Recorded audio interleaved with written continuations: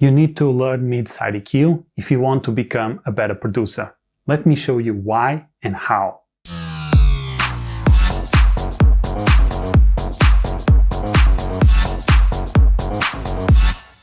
My name is Tiago Duarte and welcome to Daily Beats, where I help you master the software so that it's just you and music.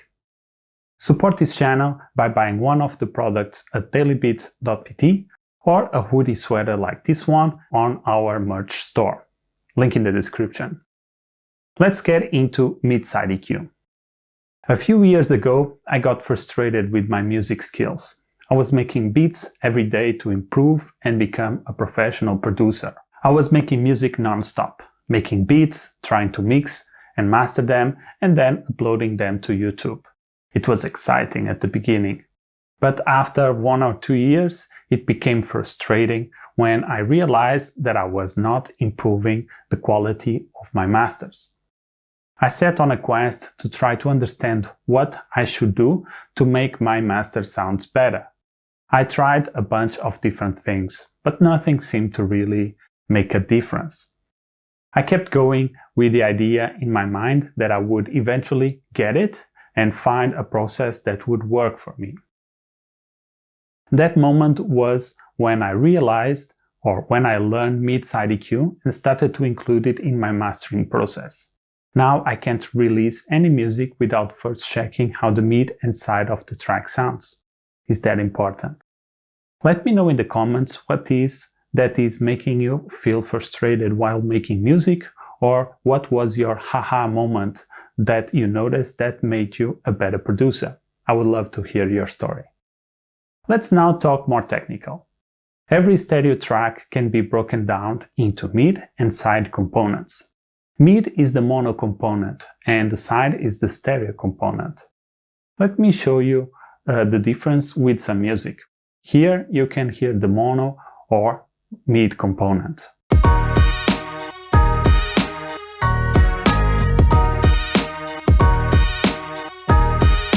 Here you can hear the stereo or side component.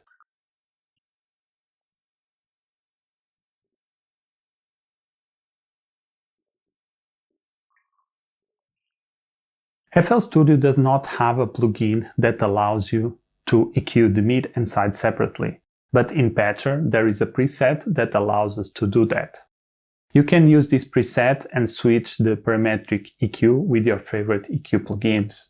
This is what I did for my master preset by replacing the EQs with Fidelity EQ. Now that you know how to make your own custom mid-side EQ, let's take a look at some examples that can help you understand why learning mid-side EQ is important for you to become a better producer.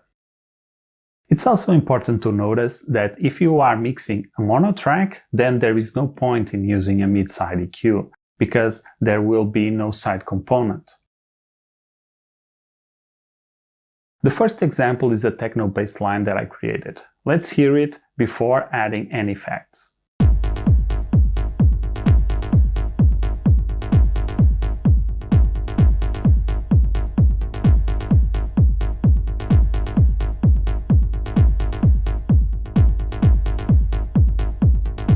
It sounds okay-ish.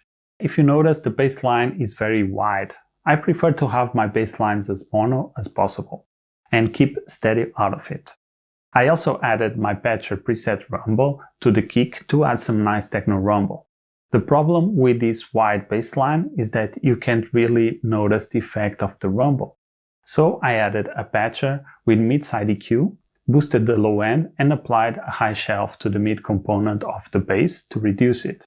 On the side component, I applied a high-pass filter. Let's hear it with and without the mid-side EQ.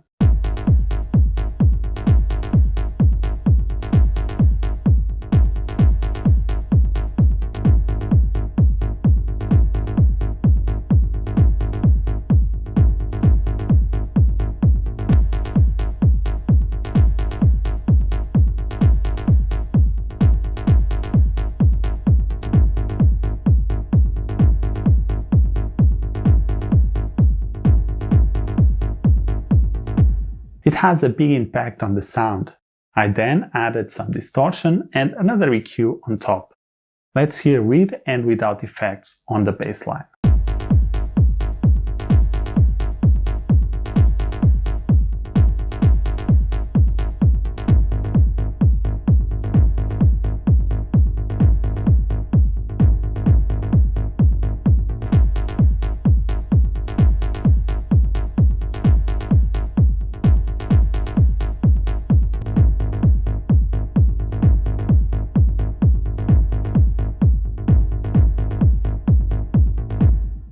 Which one did you like more?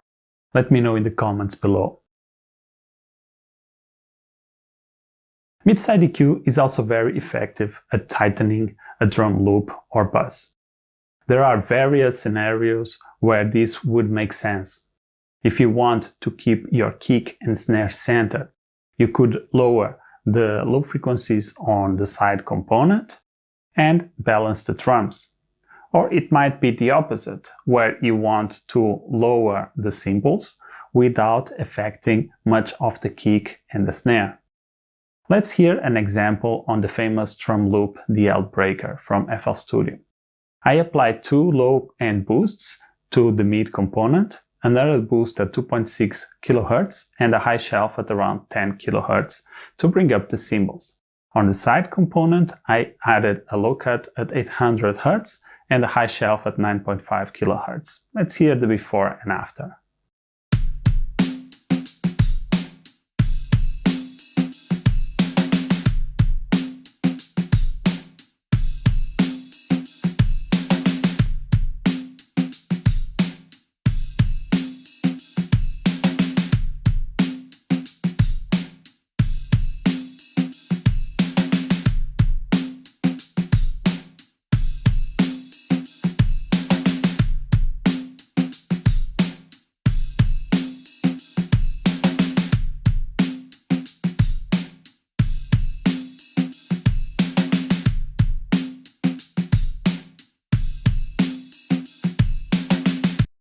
Hearing the sound in isolation, it might seem that it lost energy, but in the context of a mix, it can be the effect gluing an entire track together. You have to remember that in a mix, it's not just about one single instrument. It's about the combination of all the instruments. And finally, I want to show you an example of the master I did for my beat Blue Fame. Let's hear how it sounds with and without mid-side EQ.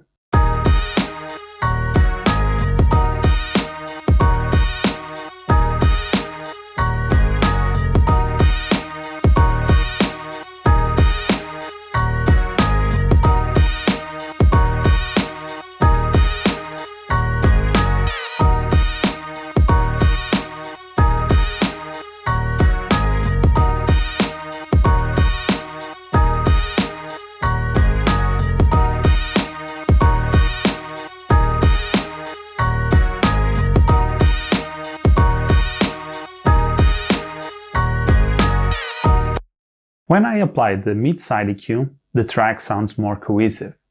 There is a clear distinction with and without mid-side EQ. By applying a low cut on the side component, the track became more focused and tight. And by reducing some energy on the low end, I was able to bring the high frequencies a little bit and make the track brighter and pleasant. Of course, this is just my opinion and how I like to master my beats. It works for me and for the music I like to make. And that is why I told you in the beginning that it took me a while to find something that it worked for me. I hope with this video I was able to provide some inspiration to you and that you learned something. Thanks for watching the video until the end. Leave a like and let me know in the comments what you would like me to talk about next. Support this channel, subscribe and activate the notifications so that you stay up to date with Daily Beats, where I teach you how to master the software so that it's just you and music. Peace.